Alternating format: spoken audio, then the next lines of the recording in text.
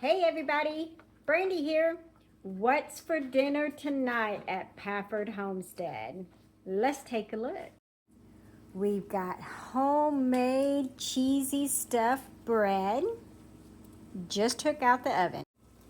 Spaghetti, that's what we're having. Mushroom and onions.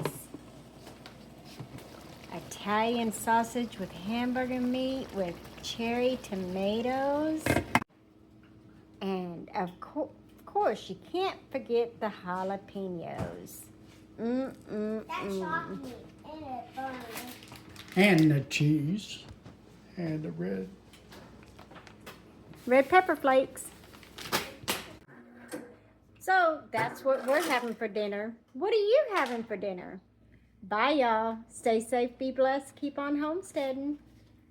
Can you give me a bowl? It's super cold.